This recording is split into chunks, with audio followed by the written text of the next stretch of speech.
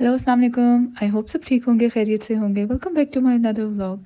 आज था मेरा ऑफ़िस जाने का दिन और मुझे रात को बड़ी अच्छी नींद आई क्योंकि मैंने सुबह-सुबह उठ के ऑफ़िस नहीं जाना था क्योंकि मेरी एक मीटिंग थी मलेशिया के लोगों के साथ और उन लोगों का जैसे यूरोप के साथ काफ़ी टाइम डिफरेंस है। तो फिर हमारी मीटिंग्स बहुत जल्दी यानी कि सुबह 8 बजे के अराउंड ही हो जाती हैं अगर उनके साथ हों तो। इसलिए मैंने सोचा कि मैं ऑफ़िस लेट जाऊँगी। वैसे भी आज हमारा फूड इवेंट था, सो दैट मीन्स कि जितने भी टेक्निकल डिपार्टमेंट के लोग थे जिस जिस कंट्री से थे वो अपना कोई फेवरेट फूड लाएंगे और सारे फिर वो टेस्ट करेंगे। मेरा तो पर्सनली बिल्कुल भी इरादा नहीं था कुछ पार्टिसिपेट करने का, बट पाकिस्तान का फूड ही इतना मशहूर है और फिर डिमांड ही इतनी ज़्यादा थी। मेरी मैनेजर भी और मेरे टीममेट्स भी सब कह रहे थे कि हमने कुछ खाना ही खाना है पाकिस्तान का। मैंने बहुत से जैसे लेम एक्सक्यूज़ेस किए कि मैं नहीं आ रही, मेरे घर में काम है, मुझे जाना है कहीं, मैं आ नहीं सकती, पब्लिक ट्रांसपोर्ट है, बट एट द एंड मुझे करना ही पड़ा। अम, बिरयानी वगैरह का मुझे लेकर जाना थोड़ा मुश्किल लग रहा था क्योंकि मैंने पब्लिक ट्रांसपोर्ट से जाना था और क्विक सा भी कुछ करना था क्योंकि at the end working day भी था, मैं पहले से तो बना के रख नहीं सकती थी। सो फिर मैंने सोचा कि मैं सबके लिए ना पराठा रोल लेकर जाऊंगी। था भी इजी, मैंने जस्ट पाकिस्तानी शॉप से रेडीमेड पराठा लिया और उसका मैंने साथ सीख कबाब ले लिए जो कि रेशमी चिकन के कबाब थे। इस रेसिपी के 60% इंग्रेडिएंट्स रेडीमेड थे। सो कबाब और पराठा को जस्ट बनाना पड़ा था और इसके लिए मेरा दिल था कलर हो थोड़ा सा इस आइटम में।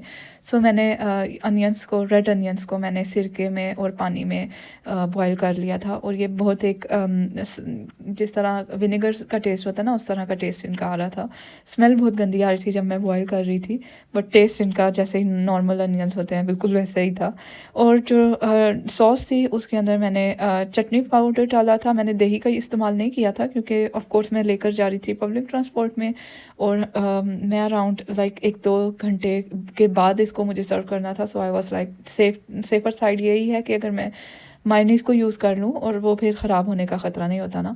सो मैंने उसी के अंदर ही रेडीमेड चटनी पाउडर डाला और साथ में कुकम्बर्स डाल लिए और ऊपर से मैंने ये कलरफुल पिंक अनियन डाले और बस रोल कर दिया। और मैंने बेकिंग शीट का यूज़ किया था जो कि बहुत ही गंदा आइडिया था क्योंकि मुझे नहीं पता था कि इतना लोगों को ये पसंद आएगा। मुझे 3 हिस्से करने पड़े इनके। अपनी तरफ से मैं ये लेकर गई थी लेकिन मैं कह रही थी अनफ होगा, बट कम हो गए थे। हम लोगों को ये नहीं कहा गया था लाइक पूरी ऑफिस के लिए आपने लाना है, just to give a taste and to give an idea कि ये पाकिस्तानी फूड है। सो उस तरह से मुझे लेकर भी पब्लिक ट्रांसपोर्ट में जाना था तो मेरा दिल यही था कि कम ही लेकर जाऊं ताकि मुझे उठाना ना पड़े। मेरी ये आदत है जब भी मैं ट्रैवल कर रही होती हूँ स्पेशली ऑफ़िस के लिए, तो मैं थोड़ा सा ना जितना सफ़र होता है मोस्टली खड़े होकर ही जाती हूँ। वैसे इतनी ख़ास जगह भी नहीं होती ट्रेन में या बस में क्योंकि सुबह-सुबह का टाइम होता है, स्कूल और यूनिवर्सिटी के स्टूडेंट बहुत ज़्यादा होते हैं, तो इतनी कोई ख़ास हमें जगह मिलती नहीं है। लेकिन आज मैं लेट जा रही थी, सो हर जगह खाली थी, सो जहाँ पे भी जगह मिल रही थी ना मैं तो जाके बैठ जाती थी। पहले मैं मेट्रो में खड़ी रही, मैंने सोचा कि ओके नॉर्मल है, लेकिन वो एक बाजू पे उठाना ना थोड़ा मुश्किल लग रहा था। सो फिर मैंने ट्रेन में जगह देखी और मज़े से मैं आराम से अपनी गोद में रख के जो ट्रे थी कबाब्स की उनको रख के मैं आराम से सीट पे बैठ गई और वेट कर रही थी कब के ट्रेन चले। और इसके बाद फिर मैंने बस ली और लकीली बस में भी जगह थी। और जी ये लास्ट ट्रांसपोर्ट थी जो मैंने लेनी थी और इसके बाद मेरी छोटी सी वॉक होती है और फिर मैं ऑफ़िस आ जाती हूँ। आज का दिन तो कह लें ऑफ़िस आने का जस्ट फ़न ही करने जा रही थी क्योंकि एक तो मैं ऑलरेडी हाफ़ डे के बाद जा रही हूँ और सेकेंडली जाने के बाद फिर वो वार्म अप सेशन स्टार्ट हो जाना था। मतलब जो जो लोग अपने अपने खाने बना कर लाए हैं वो उनको गर्म करेंगे, अपने टेबल से रखेंगे, सब कुछ वही कर रहे थे हम लोग भी। यहाँ पे अभी मैं आई ही थी और पूरा ऑफिस भरा हुआ था। मेरी फ्रेंड्स ने मेरे लिए अपने टेबल पे जगह बनाई और हम दोनों टेबल शेयर कर रहे थे। मतलब इतना ज़्यादा क्राउडेड हुआ था आज ऑफिस, पूरे फ्लोर में एक सीट भी खाली नहीं थी। यहाँ पे अभी हम लोगों को कहा गया था कि जो जो अपने आइटम्स लाए हैं वो अपनी जो उनको प्रिपरेशन करनी है वो स्टार्ट कर दें। और ये है जी मेरी फ्रेंड जो कि श्रीलंका से प्रेजेंट कर रही थी श्रीलंका की मोस्ट फेमस सिलोन टी।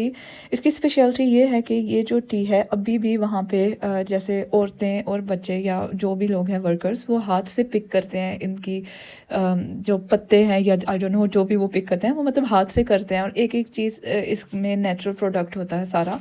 सो इसका जो टेस्ट है ना, इसकी जो खुशबू है ना, मुझे ऐसी लग रही थी जैसे बहुत पहले पाकिस्तान में हुआ करती थी। अब तो बिल्कुल जैसे लिप्टन या जो भी आप टी देखें ना, वो बहुत ज़्यादा रफ़ रफ़ सी और जैसे या ड्राई ड्राई सी फील होती है। लेकिन ये इतनी ज़्यादा सॉफ्ट टी थी और इतना ज़्यादा इसका अरोमा स्ट्रॉन्ग था, मतलब मज़ा आ गया था पी के। वैसे मैं अर्ली ग्रे या ब्रिटिश ब्लैक टी पीती हूँ, लेकिन जो मुझे ये टी पीकर मज़ा आया ना, आई स्टार्टेड लविंग इट। और अब मैं हमेशा अपनी ब्लैक टी में जिंजर लाजमी ऐड करती हूँ और उसको थोड़ी देर ढक के रखती हूँ ताकि वो फ्लेवरिंग सारी उसके अंदर जाए और मुझे थोड़ा सा श्रीलंकन टी वाला टेस्ट आए। यहाँ पे जिन जिन लोगों के ना सेवरी प्रोडक्ट्स थे, वो लोग ऑफिस की कैंटीन में आए थे क्योंकि उन्होंने ओवन्स गर्म किए हुए थे और उन्होंने अलाउ किया हुआ था कि आप लोग अपने आइटम्स गर्म करा लें। वैसे तो मैं फ़्रेश ही बनाकर लाई थी, लेकिन फिर भी मैं दूर से लाई थी, सो मैंने एक दफ़ा फिर इनको कहा कि मुझे गर्म करना है। और इसके बाद जब मैं लेकर गई ना अपने टेबल पे, पाकिस्तान के टेबल पे पराठा रोल, वो जाते ही खाली होना शुरू हो गई थी। जो आ रहा था वो लेकर ही जा रहा था और बहुत ज़्यादा तारीफ़ कर रहे थे लोग। मुझे रोक रोक कर कह रहे थे कि हमें तो ये कबाब बहुत अच्छे लगे जो आप लेकर आई थी, पराठा रोल बड़े मज़े का था। और मैं फिर बहुत जल्दी फ़ारिग हो गई थी क्योंकि मेरा जो आइटम था वो तो जी फ़ौरन ही ख़त्म हो गया था। सो मैं वहाँ से निकली और अपनी प्लेट उठाकर टेबल्स के राउंड जाना शुरू हो गई, क्योंकि अब मुझे भी तो चाहिए था ना कि मैं डिफरेंट जगहों पे जाऊँ और डिफरेंट टेबल्स का फूड टेस्ट करूँ। सबसे पहले था जी इंडिया का टेबल, जहाँ पे मेरी इंडियन कोलीग लेकर आई थी आलू का पराठा। और अच्छा था ये भी, लेकिन मुझे ना पाकिस्तानी जैसा ही लगा था। या नेक्स्ट वॉज इंडोनेशिया का टेबल। इंडोनेशिया से जो हमारे कोलीग थे वो लेकर आए थे लोम्पिया, जो कि कह लें रोल्स भी। और ये इंडोनेशिया के लोग इस तरह से चिकन और वेजिटेबल रोल्स बनाते हैं और ये इनकी जो रैप है ना, ये ख़ुद प्रिपेयर करते हैं। इनकी ये चीज़ स्पेशल थी। और साथ में इन्होंने ये हॉट सा सॉस रखा हुआ था, जो कि वो बता रहे थे एक साथ बहुत ज़्यादा स्पाइसी अगर आप लोग ट्राई करना चाहें। इन्होंने बहुत ज़्यादा वेजिटेबल्स का यूज़ किया हुआ था, विच वॉज़ ऑल्सो गुड। यहाँ पे वियतनाम्स और चाइनीज़ ये लोग सब अपने अपने रोल्स में सब्ज़ी बहुत ज़्यादा यूज़ करते हैं। नेक्स्ट जी, ये आपको नज़र आ रही है खाली ट्रे पाकिस्तान के टेबल पे, जो कि बिल्कुल खाली रह गई थी। और जो पाकिस्तान के रिप्रेजेंटेटिव थी वो डिफरेंट कंट्रीज़ के टेबल पे जाके फ़ूड टेस्ट कर रही थी। यहाँ पे मैं आई थी हॉलैंड के टेबल पे और आप लोग देख रहे हैं ये मीट बॉल्स थी, जो कि उन्होंने मज़े के नेम्स भी दिए हुए हैं। वेम्पायर किलर, जो कि बहुत ही हॉट थे। और फिर इन्होंने गार्लिक मीट बॉल्स रखे हुए थे और एक नॉर्मल मीट बॉल थे। दैन जी नेक्स्ट टेबल था सीरिया के कोलीग का, जो प्रेजेंट कर रहे थे सीरियन डिश फत्ते। और ये डिश कह लें पाकिस्तानी चाट की जैसी थी, क्योंकि इसमें चिक पीस, दही और जिस तरह हम लोग पापड़ी डालते हैं ना, उस तरह से इन्होंने रोटी को क्रिस्प करके डाला हुआ था। सो ये भी अरेबिक स्टाइल में बहुत ही मज़े की एक डिश थी। इसके साथ जो टेबल था वो मेरी मैनेजर का था, जो कि जॉर्डन को रिप्रेजेंट कर रही थी। और जॉर्डन से वो लाई थी मुजतरा। और इसके जो इंग्रेडिएंट्स थे वो 100% खिचड़ी के जैसे थे, लेकिन जो टेस्ट था ना वो अरेबिक था। और साथ में वो दही के साथ सर्व कर रही थी, सो ये कॉम्बिनेशन अच्छा लग रहा था। इसके बाद जो टेबल था आपको चॉपस्टिक से नज़र आ ही गया होगा, चाइना का था।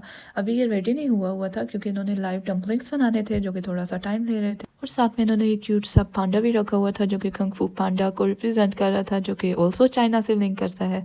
इसके बाद जी जो नेक्स्ट स्टेशन था वो मेरी श्रीलंका की दोस्त का था, जो कि अभी चाय रेडी कर रही थी, आपको मैंने शेयर किया था। और यहाँ पे जैसे जैसे लोग ना वो सारा फूड खा कर आ रहे थे, इसके पास रश लगी हुई थी क्योंकि लोगों ने फिर फूड डाइजेस्ट करना था। देन यहाँ पे जो थे डम्पलिंग्स भी रेडी हो गए थे और मैंने यहाँ से डम्पलिंग्स टेस्ट किए।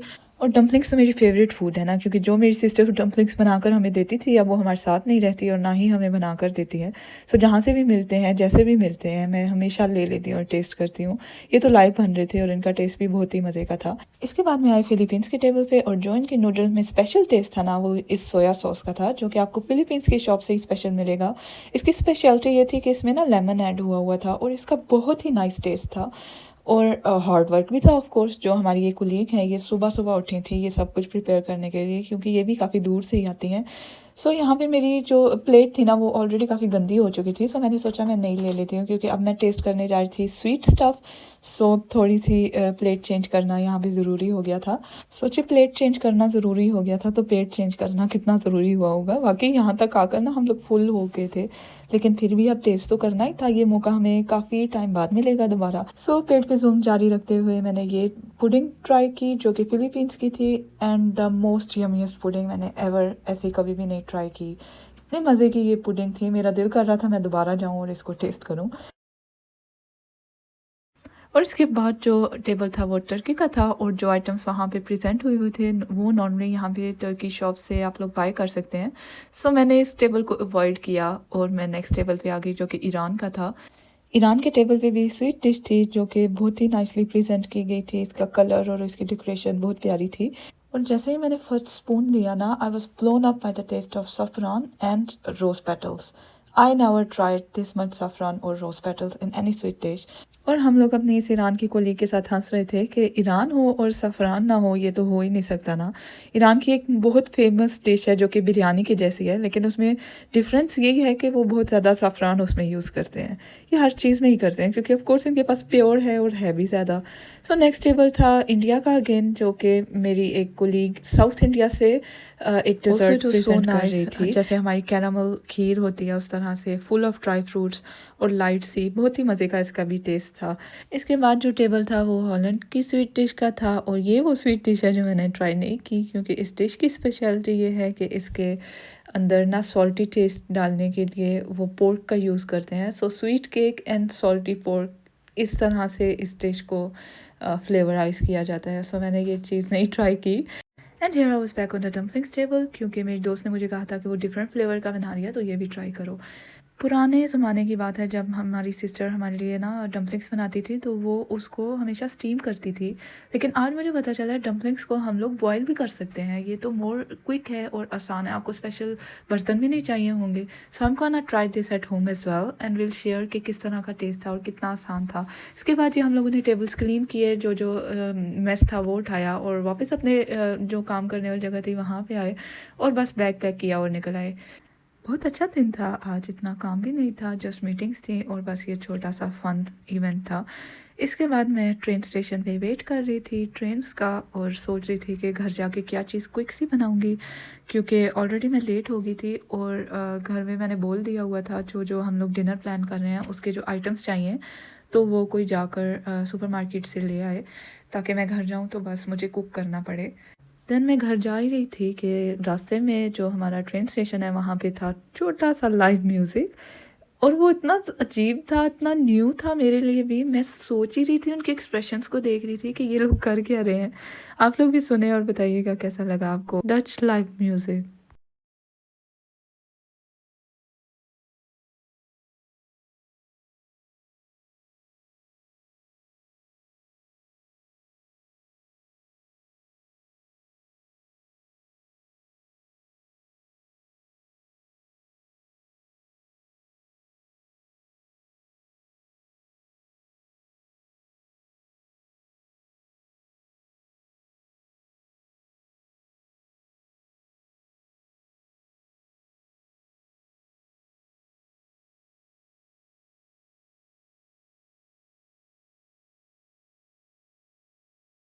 सो टेल मी कैसा लगा आपको ये लाइव म्यूज़िक?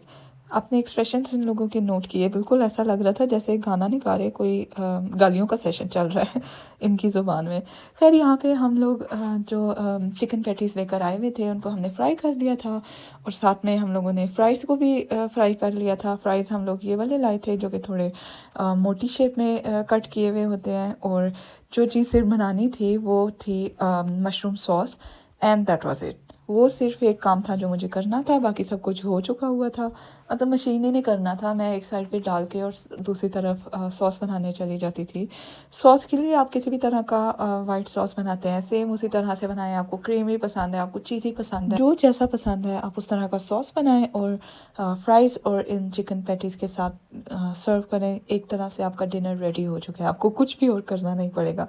यहाँ पे आप लोग देख रहे हैं मैं सॉस बना रही हूँ और सॉस जो मैं जिस स्टाइल से बनाती हूँ वो वाइट सॉस की ही सेम रेसिपी है। आपने फ्लावर और ऑयल या बटर जो भी ऐड करना है उसके साथ स्टिर करते जाएं और साथ में मैंने यहाँ पे मशरूम्स ऐड कर दिए थे, थोड़े से वो भी स्टिर हो गए थे। वैसे तो ये पके हुए होते हैं, बिल्कुल रेडी होते हैं, लेकिन I just give them little bit stir. और उसके बाद मैंने यहाँ पे दूध ऐड कर दिया था और दूध के बाद मैं चीज़ ऐड कर रही थी।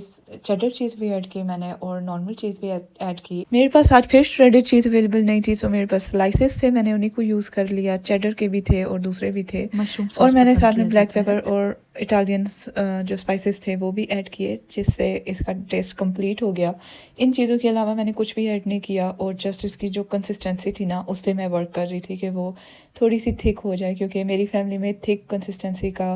एंड आई वॉज डन, मुझे एग्जैक्टली यही कंसिस्टेंसी चाहिए थी। इसमें लेयर्स भी थी चीज़ की, और इसमें कंसिस्टेंसी भी अच्छी थी। और फिर बस मैंने इसको सर्व करना था। सबसे पहले मैंने चिकन पैटी को रखा और साथ मैंने फ़्राइज़ को ऐड किया। इधर मुझसे बिल्कुल भी ठीक फ्राइज़ ऐड नहीं हो रहे थे, क्योंकि मेरे एक हाथ में मोबाइल था और दूसरे हाथ से मैं कर रही थी, जो कि मुझे आदत नहीं थी। सो यहाँ पे बड़े गंदे से फ़्राइज़ मैंने डाले। देन मैंने मोबाइल को साइड पे रखा, फ़्राइज़ ऐड किए, और फिर मैंने उसके बाद रिकॉर्ड किया। और जब इस तरह से प्लेट रेडी हो जाए ना, एंड पे आपने डालना है वाइट मशरूम सॉस, और you will love this dinner. इतना मज़े का, इतना 5 स्टार सा लगता है ये। और है भी कितना क्विक डिनर। अगर आप लोग का ऑफिस डे है या आप लोग स्टूडेंट हो, जल्दी से खाना रेडी करना है, तो ये आप आधे घंटे से भी कम बनाकर यमी सा एंजॉय कर सकते हैं। इसके बाद जी जो नेक्स्ट प्लेट थी उसको मैंने फ्लेवर करना था थोड़ा सा स्पाइसी। सो मैं यूज़ कर रही थी नैंडोज़ के स्पाइसेस, और सबसे पहले मैंने ड्राई मिक्स यूज़ किया था, जो कि है पेरी सॉल्ट फ्राइज़ के फ्लेवर के लिए। अगर आपके पास नैंडोज़ सॉल्ट नहीं है, आप किसी भी तरह का फ्लेवर यूज़ कर सकते हैं, चाट मसाला यूज़ कर सकते हैं, या कोई भी फ्लेवर जो आपको पसंद हो। हम लोगों ने जस्ट फ्राइज़ को फ्लेवर करना था, आप कैसे भी कर लें। इसके बाद मैंने ये बहुत छोटे छोटे कट किए हुए अनियंस डाले थे, और इसके ऊपर फिर मैंने मशरूम सॉस डाला था, जो कि मैंने खुद बनाया हुआ था। देन लास्ट में मैंने ऐड किया नैंडोज़ का medium peri peri sauce, and I was good to go with this plate. Flavourful, spicy और quick and easy dinner ready हो चुका था। इसको डिनर एंजॉय करने के बाद मेरे ब्रदर इन लॉ ले आए थे ये यमी सा केक, और ये जितना लुक वाइज प्यारा था ना, इतना ही इसका टेस्ट भी बहुत ही मज़े का था। जैसा कि रेड वेलवेट के नेम से पता चलता है, ये वो केक होता है ना कि अगर आप ऊपर नाइफ़ रखें इस केक के, तो वो आपका नाइफ़ विदाउट एनी एफर्ट के बिल्कुल नीचे चला जाए। That's what red velvet should be. अगर वो इतना सॉफ्ट, इतना जूसी और इतना क्रीमी नहीं है ना, then that's not red velvet. इसकी जो सॉफ्टनेस है ना, that's why it's called red velvet. I hope आपको आज का ब्लॉग पसंद आया होगा, और नेक्स्ट ब्लॉग तक के लिए टेक केयर, बाय बाय।